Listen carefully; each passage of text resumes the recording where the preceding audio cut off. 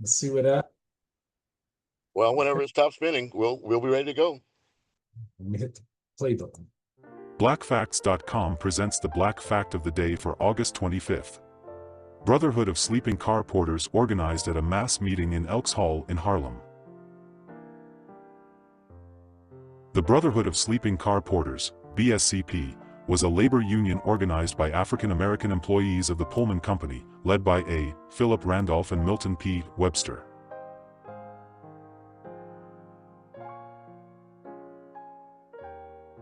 In 1925, when railroad travel was nearing its peak, there were more than 20,000 blacks working as Pullman porters, making it the largest category of black labor in the United States and Canada. The major goals of the newfound union were to win higher wages and shorter working hours and to draw support away from a company union called the Employee Representation Plan, ERP, led by blacks handpicked by the Pullman Company, the porter's employer. At the peak of its power, between 1940 and 1950, the Brotherhood had 15,000 members, and its office at 217 West 125th Street was considered the political headquarters of Black America.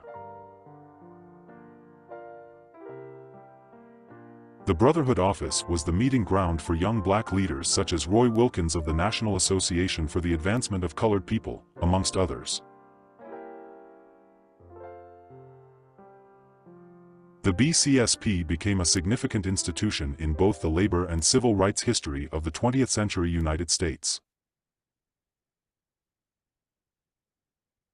In 1978, the BSCP merged with the Brotherhood of Railway Clerks, now known as the Transportation Communications International Union. So there we go with our Black Fact of the Day. Now perhaps you'll introduce yourself, Ken. Well, you know what? The way I like to introduce I think the best introduction for me is with my 3.5-minute video. Excellent. I call Unapologetically Black Technology. Go for it.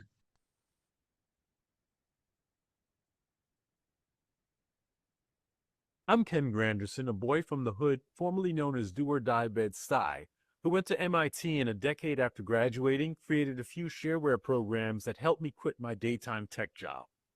This inspired me to become a technology evangelist for the Black community. So for the past 30 years, I've been creating tech that informs, inspires, and empowers people from communities of color. In 1995, I took a book on Boston's Black history, made it into a multimedia CD-ROM, and tried to get it into Boston's public school systems. For the next decade, my software consultancy, Inner City Software, put Black and allied businesses and organizations online in Boston, New York City, and in DC. In 1997, I became a Microsoft Most Valued Professional, which gave me access to their database tools. So I created BlackFacts.com, the internet's first Black history encyclopedia to give Black Americans just learning about the internet a culturally relevant reason to go online. In 2002, we built Roxbury.com, which included self-service, event, and business listings that preceded Yelp and Eventbrite by 2 to 4 years. A decade later, I put the government of St. Lucia online with a multi-tenant custom content management system I still manage for them today. In 2017, I built Timbuktu, our online content aggregation, classification, and syndication system that uses NLP AI engines to link over 1 million Black history and news articles on BlackFacts.com. Timbuktu can host other sites like BlackFacts for any ethnic, cultural, faith, lifestyle, or other identity groups. Timbuktu also powers our Diversity Schoolhouse EdTech system built on our 1,500 episode library of original Black history videos, where we use generative AI to add teacher talking points, student writing exercises, activities, and quizzes, empowering educators to teach Black history and ethnic studies from any internet-connected device, from the smart board on their wall to the smartphone in their hand. We are redefining the way that education is taught using technology in the 21st century, using 21st century tools with 21st century students. We believe that Diversity Schoolhouse demonstrates how education will be delivered in schools around the world in the future. And as Black technologists, We're working on either becoming or inspiring the first tech household name from a Black community, a Black Bill Gates, Steve Jobs, or Mark Zuckerberg, who's known not only for creating software used by millions, but also for proudly embracing their heritage and showing up for millions of children of color around the world as somebody who looks like them, who's at the top of the most impactful industry on the planet. Because when you're a kid like I once was, growing up in a community like the one I grew up in, when someone asks you what you want to be when you grow up, that's when they need to know about what we have created. Because as we say, Black facts matter. Thank you. Well, thank you so very much, Ken. And with your permission, Yeah. I'd like your permission, if we can, after we record the session, to then replay it publicly, but I'll defer that option to you. Yeah. Just to give you a little background before you go forward, I'm Andrew Williams Jr. And in 2013, I launched a project called Conversations with Andrew Williams Jr. I'd like to consider this to be one of those episodes, Ken. So please continue. And at your next intermission, that I'll introduce myself. But please go right ahead. Okay. Well, that's funny because, yeah, definitely was not expecting to, talk a lot about myself, but it's all that I do. So I guess it's easy. And any minute, I'm expecting the phone call to ring, and I just gotta step to the door to get a Chinese food delivery. But the link that I put in the chat will take you to this page about the BlackFacts Educational Foundation. Okay. That we share our mission, and as I was saying when we were in the Zoom earlier, something that's very different about what I do and what other folks who are at the intersection of technology and communities of color do is that for the past 30 years, I have been engaging technology as a world-class creator, as someone who builds things on par or before, ahead of the curve at national and international levels. And, as someone who is in control of my tech. So I am not the person to be involved in any conversations about can we get in? Because we've been in it. And not just me, lots of other folks. We've been in it from the beginning. You just didn't know. And we're not asking to sit at anyone's table because, we are as good as or even better than the folks who are running industry. We just haven't been in the right networks.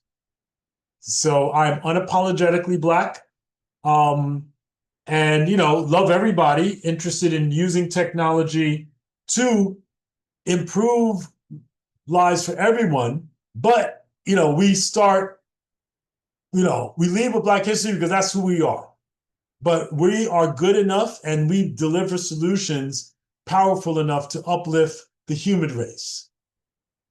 So, my entire approach is one based on confidence in our capabilities, because technology, unlike people, is honest. It works if you know how to work it, and if you don't, it doesn't. It doesn't have agendas. It does not work better for other people. And we have tech that is all over the world. So this document just describes some of the projects that we're working on. The BlackFacts website, as in that video, it is the world's first Black history search engine. Today, it's the largest online Black history site of its kind. It actually uses AI technologies, earlier ones called natural language processing engines, to connect the stories. And we have a we don't mention it much in here, but we've got an EdTech version, Diversity Schoolhouse, that I'll show you a screen that's in schools in 14 states. BlackFacts for Families that I mentioned earlier, is a project we're working on now, doing a crowdfunding campaign. I sometimes say this is our Project 2025. We are taking our technology and making sure that we use what is in the hands of almost everyone in the US, but in 70% of people in 100 countries, they have mobile phones. So we use the almost completely ubiquitous mobile technology and the public internet and technology that we are in control of to tell our stories. So that's why I sometimes say, regardless of what big tech or big government is doing, we're going to do what we do. These other projects are all predicated on disrupting the conversation that says that people of color are not at world-class levels in technology and in every field of human endeavor, as well as Dream the Dream It Forward project. GRIO 21 is about telling our stories, using the technologies that we have to make sure that our stories are taught to future generations. And it is the Dream It Forward project that we are starting with Black alumni of MIT, making sure that kids that are growing up today in communities that many of the Black alumni of MIT, the Black alumni of schools all over the world, and folks who haven't gone to college, but are doing great things, the same communities that they grew up in, that they live in. And we want to make sure that we do our part to make sure that future generations understand the shoulders that they stand on. That's what we're about. And this was just, don't worry about that maturity framework. That's just because I'm very clear about some of our ideas are in vision phases. Some of them are up and running, and we're no problem with that. The ed tech system, Diversity Schoolhouse, which is the system that we have in schools in 14 states. And again, my internet is really acting weird tonight. So, because this usually comes up in like 2 seconds.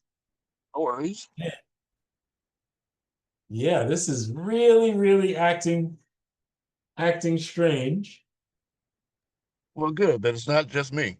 No, it's not just you. I have a funny feeling there's some sort of disturbance in the force going on, and we'll read about it tomorrow. Or not. Ah, okay. Why is it? Let's try again. Reload. There we go. I don't know. So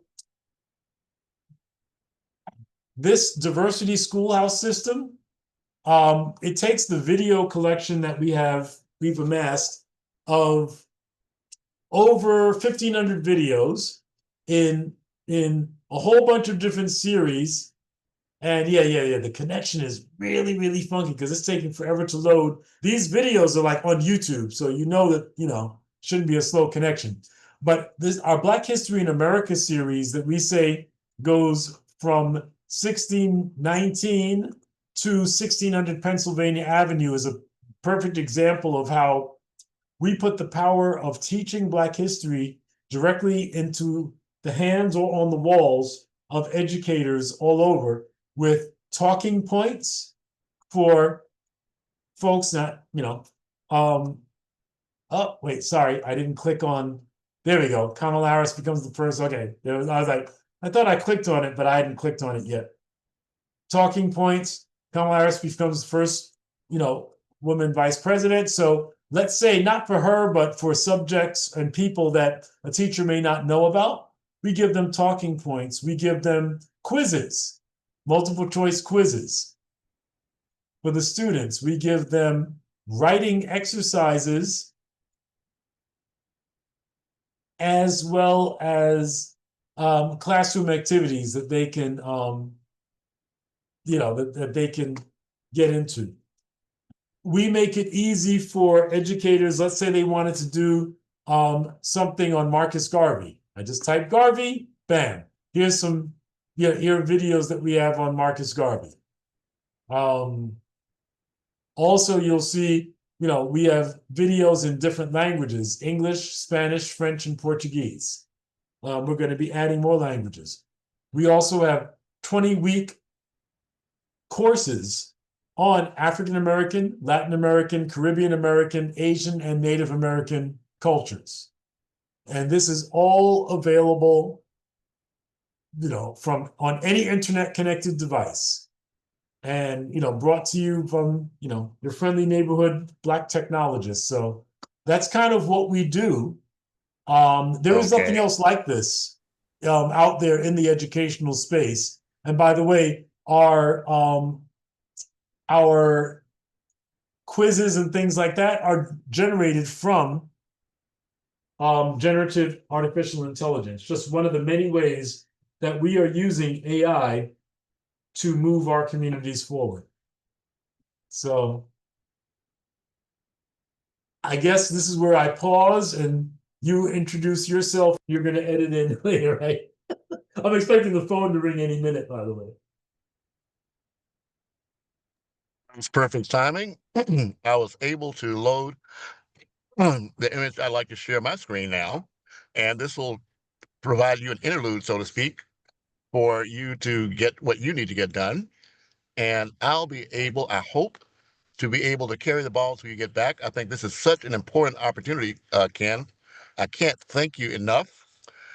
This is Andrew Williams Jr., and I'm sharing my screen now, or about to, as long as the internet allows me to do so.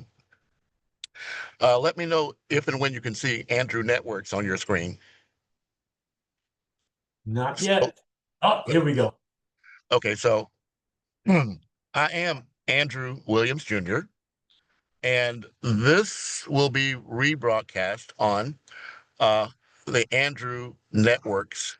We have a YouTube channel for AHIABGA-TV, and it's an acronym for the Ad Hoc International Board of Goodwill Ambassadors.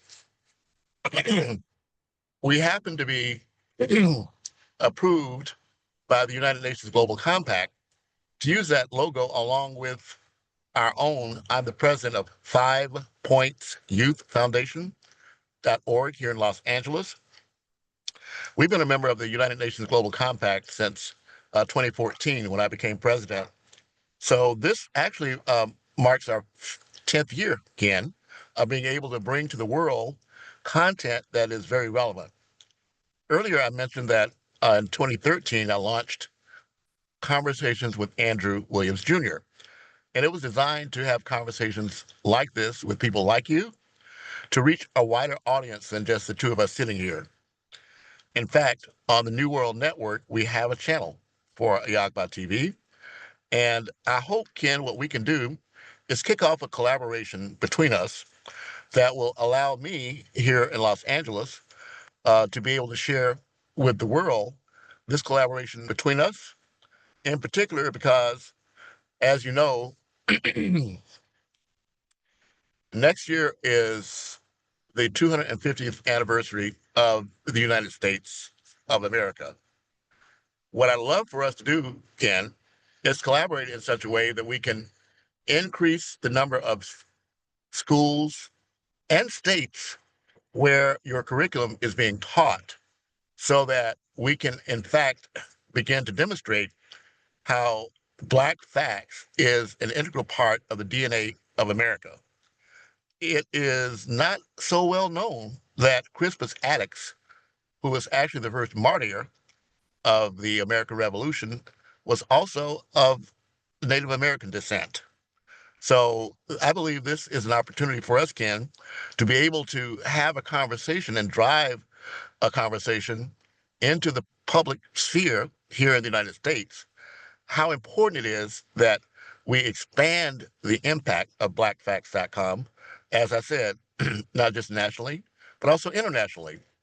As you know, it was back on August the 2nd, I believe, of 2021, when the United Nations Permanent Forum for People of African Descent was launched. So the other part of the leverage I'd like to have a discussion with you about, Ken, is expanding this to Africa.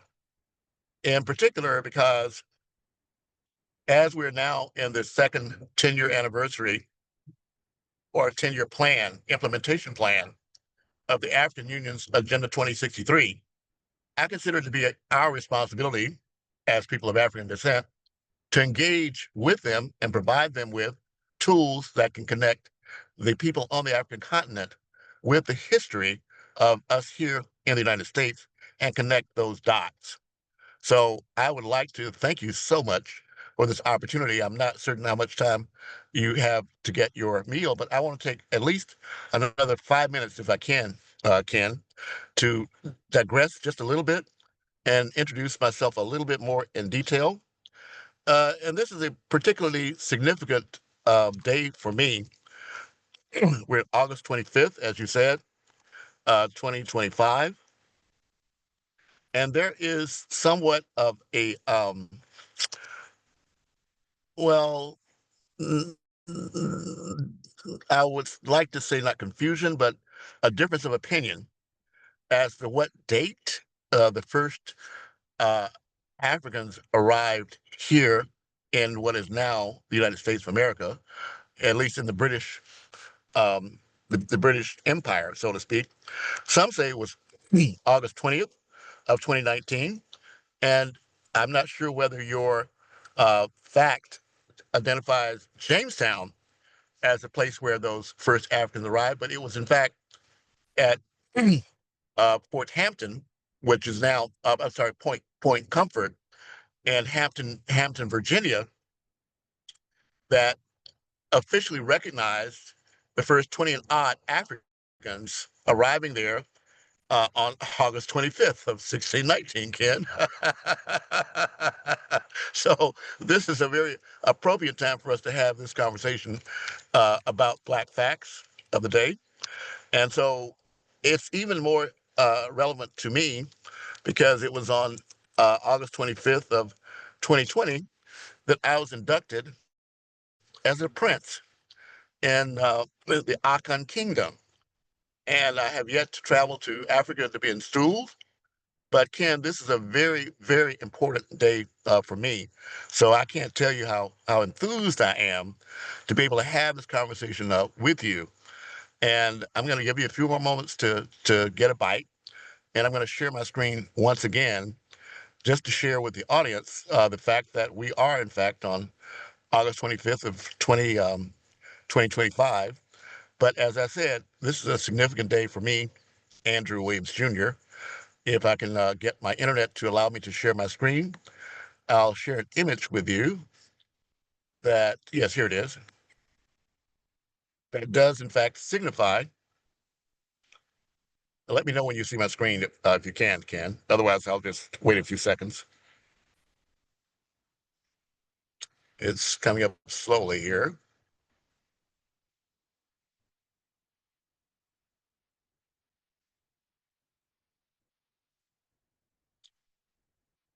So if you can see my screen,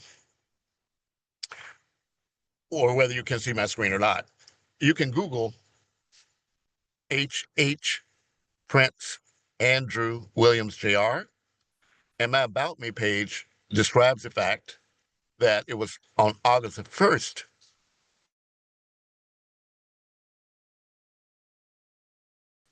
of the Ezekiel Palace in Ghana. Oh, it's coming up now. I see it's still coming up slowly. Now it's there. And that was done by His Royal Majesty Easy Dr. Ambassador Chukwudi Ahinatu, Easy Nebo Ghana, and that's King of the Igbo people of Ghana, and the Council of Chiefs and Elders. This was on August the 1st of 2020. But on the screen, you can also see that it was in the honor of the monarchy of Yaya Olaize Ghana for Royal Majesty Uba Awunwa, who was a goodwill ambassador, sovereign queen, and diplomat who orchestrated the induction, to which I am and still humble and honored to uplift the Yaya monarchy. But as you can see here, or not, it was on August 25th of 2020 that His Imperial Majesty, Nana Kwasi Bafur Ada Gwanko Fofi I, adopted me into the Akan Kingdom as His Royal Highness Prince Nana Yao Williams. So I want to thank you so much for allowing me to share that with our audience, Ken. I'll be able to come back to have a further discussion about who I am, but please know that my intent is strictly to allow you, if you have the time and opportunity, to share with the wider audience information that you and I privately shared earlier about what's going on in your life and your world and how what we're doing can have a global impact. So you have to raise your hand to let me know when you're ready, or I'll just keep talking, Ken, until you're able to get comfortable with what you're doing. The ball is open to you, sir. Thank you so much. Go right ahead. Okay, well, yeah, sorry for not being on camera because I am like definitely not Zoom ready today because this was a little bit ad hoc, this whole Yes. conversation. And but it's all good.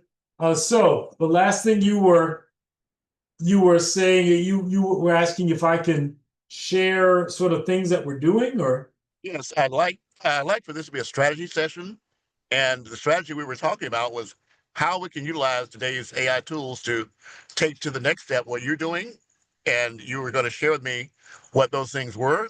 You had some discussions, but yeah, the floor is open. I'd just like to treat this as a strategy session. How can I help us to get to the next step?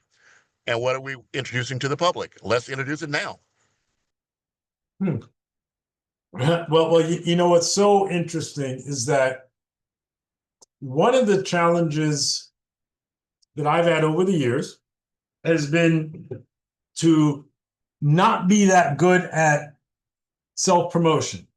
and I'm trying to Well, get out of that, right? well, the great news, Ken, is that I'm asking you not to do any self-promotion. I'm asking you to be an anonymous introducer of your work, not you. How about that? Well, so the irony there is that I don't know anyone else who's done the kind of work that I've done. And Well, I tried. well, that's why we're talking about the work. Right. You know, yeah, because I mean, I actually spend time in online spaces with many Black folks who are solely interested in getting a 9-to-5 job and, basically, quote, getting 6 figures working in tech versus thinking outside of that sphere that stops at yourself and your family and asking the question, can I use the most powerful tools ever in the hands of regular people to move things forward for us writ large? While we're in this space right now to do just that, Ken. Right. So because that is the way I have been thinking about things ever since, when I mentioned in the document for the foundation, that we're doing this BlackFacts for Families idea, which is literally building a software tool that's intended to be sort of a Netflix of Black history that families can use both with our videos as well as any videos they find on YouTube and build their own curriculums. Already is that to share today? I'm sorry? Already is that to be shared today? The only thing I can share on that is our crowdfunding reel. Please do. And so the reel is a short 90-second video. Show it. The crowdfunding campaign has a much longer video that goes through our 30 years of using technology to tell our stories. We have the time. It's up to us, Ken. My name is Ken Granderson. Are you saying you want me to do the whole one or the 1995? Both.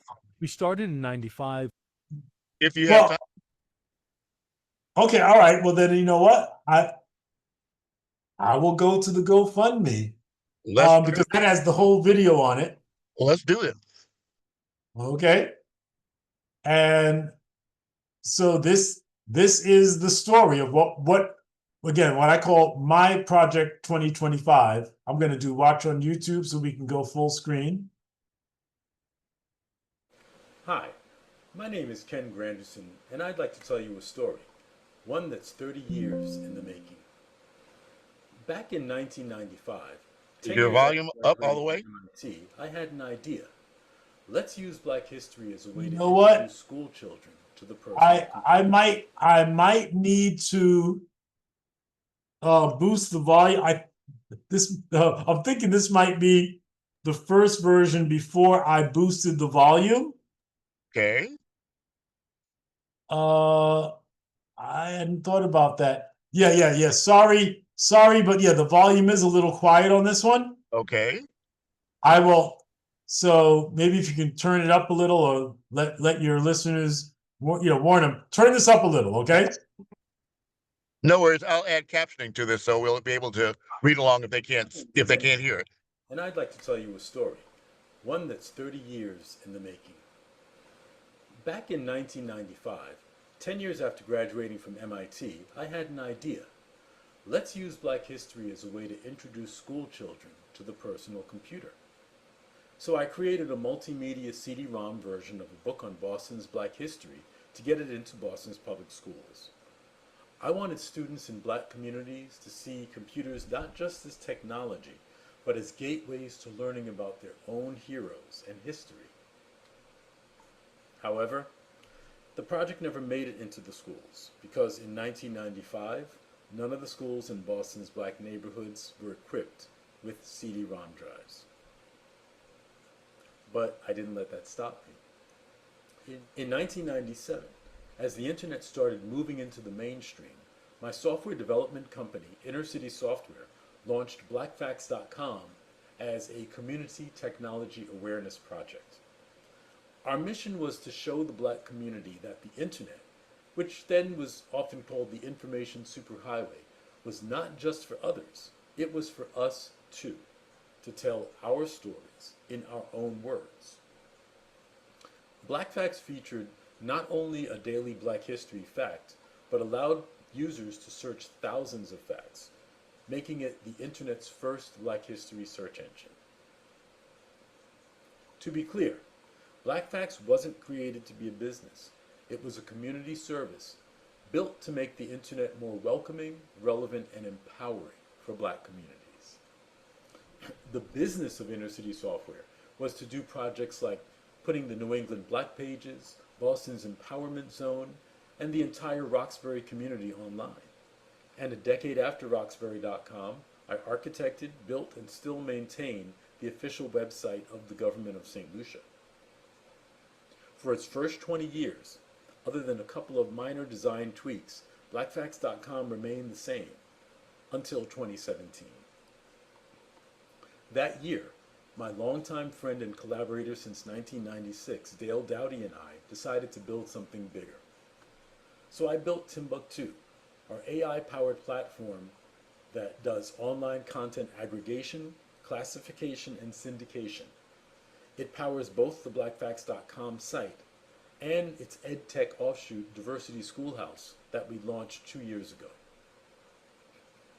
In 2020, we began producing our own original videos, and Timbuktu is the reason that when you watch a video on BlackFacts, below the video you'll see related articles, because our AI links them by topic, person, events, and organizations. Today, we have over 1,500 original videos, including the Black Fact of the Day series, making BlackFacts the only place on the internet where you can watch a Black History video for every day of the year. In 2023, we launched Diversity Schoolhouse, our classroom-friendly version of BlackFacts. It's designed to help teachers deliver Black history and ethnic studies lessons on any internet-connected device, from the smart boards on many school walls to the smartphones in the palms of our teachers' hands. Diversity Schoolhouse is now in 14 states across the country, and in addition to Black American history, includes video series on Afro-Latinos, Caribbean cultures, Native Americans, Asian Americans, and other historically silenced communities, including women and our LGBTQ plus family and friends. Now in 2025, while many are sounding the alarm about the erasure of diverse histories from our schools, we're not just talking or reacting. We're building a solution that addresses the concern head on by placing culturally grounded, AI-powered tools directly in the hands of parents and letting them guide their children's education without them needing to become educators themselves. Our solution to nationwide rollbacks on diverse education is called BlackFacts for Families. This family version of BlackFacts.com will empower parents to teach Black history or other cultural histories with our custom AI-powered tools, build and share custom playlists, create their own learning communities at home, in places of worship, or online, and engage with cultural content on their own terms, free from influence from big tech or big government. We will also offer grassroots content creators the ability to build premium hubs for the cultural knowledge they're passionate about and earn from their work. BlackFacts for Families will be subscription-based with an annual price of about half of what leading video streaming services are charging. We're doing this using our own intellectual property on the public internet, not on someone else's tech platform or network where a corporation or the government can shut us down. This GoFundMe will fund the development of BlackFacts for Families to a minimum viable product we can release into the hands of millions of families who want control over their children's cultural education. Your support will help us build it faster and better, and your contribution will be matched with subscription gift credits worth 100% more of your donation. And because this project is being developed under our nonprofit, the BlackFacts Educational Foundation, your donations will be tax deductible. By supporting BlackFacts for Families, you're helping ensure that the stories of communities who have been silenced for centuries will be preserved and shared across generations, powered by AI, the internet, and mobile technology. With everything going on today, BlackFacts for Families is timely, and it's crucial for our entire nation. And for myself, as someone who was raised in and has returned to the Brooklyn neighborhood formerly known as Do or Die Bed-Stuy, a neighborhood much better known for its rappers, comedians, and boxers than its software developers. And as a Black software developer who's dedicated my entire career to using technology to educate, inspire, and uplift communities like mine, the success of this work is deeply personal to me. Because the mission of BlackFacts is my personal mission. We are on a mission from our ancestors to protect the future of Black history by using technologies that we created, control, and own. So, if you can afford to contribute to getting BlackFacts for Families into millions of homes across the nation, please do. If not, share this campaign with someone who can. Share this campaign with everyone in your network who believes in the power of knowing and owning our stories. For as we say here at BlackFacts, Black Facts matter. Thank you. Sorry about the low audio. No worries. So that is what we're working on to, like I say, building a version of what we have in schools to be able to put right into the home with the goal of making sure that no matter what happens outside in the world, that we're able to tell our stories, speak our truth, and and remain in control of our narratives, our historical narratives. I can think of no more worthy cause to align myself with, Ken. So can you share with me ways that we can do that? Or we have time if you like to share anything about what you're working on, again, that can bring dollars in to make sense. Well, again, I mean, the GoFundMe is BlackFacts-4 families. It's we try to keep it real simple. Right. If you are an educator, we are currently in. Let me find the picture that shows the different states we're in. I'm gonna open up a picture, and it's an image editor, but yeah, here we go. Yeah, we are in all these states, and even Texas. In fact, our first school district is in Texas. You're not If you sharing. are, You're not sharing yet. I don't see it yet. you do not see it. Uh-oh.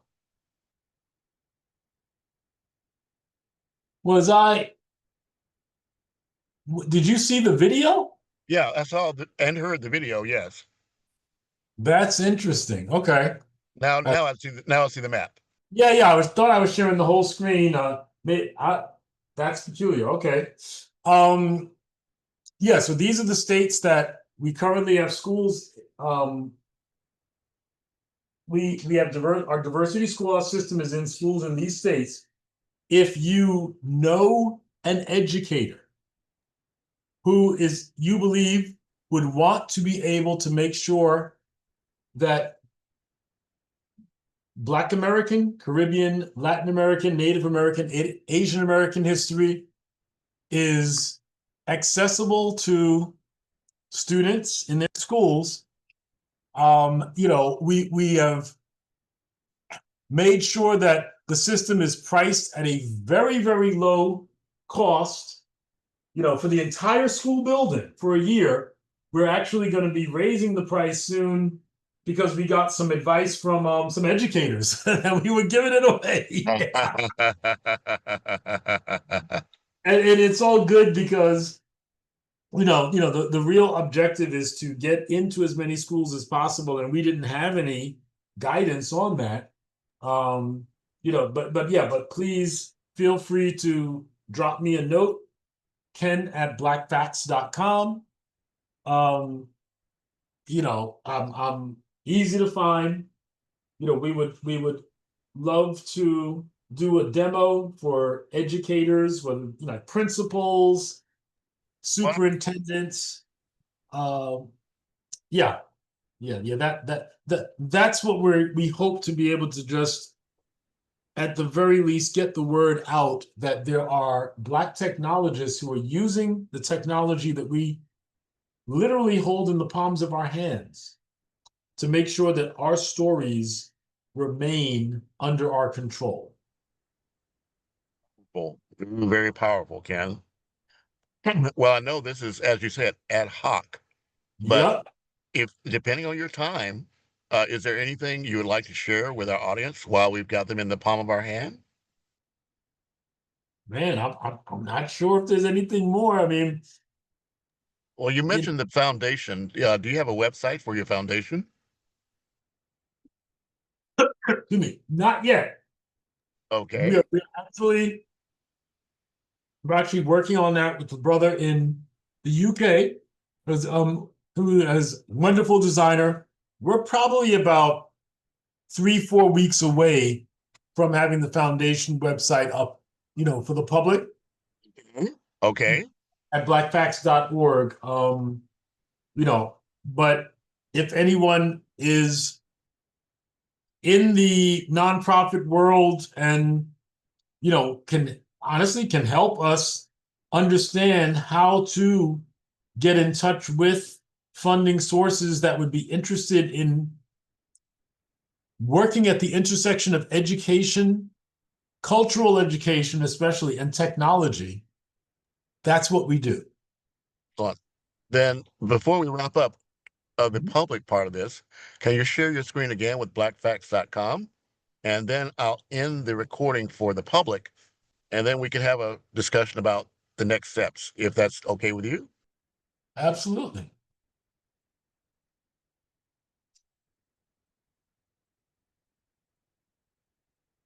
internet came back.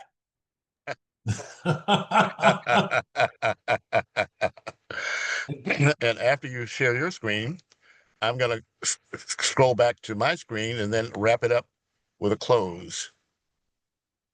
Okay. All right. So now I'm going to. I'm going to stop sharing. Oh, just a minute. Let me Oh. start. Okay, there. Now you can stop sharing, I think, and I can start sharing. Do you see my screen? Yes, sir. Okay, then I'm going to end the official quote unquote official recording right here. Oh, I'm going to pause one, and end the other. Pause and find my controls here and stop recording here. Let's see. Pause, stop recording. Stop recording. Okay, stop recording.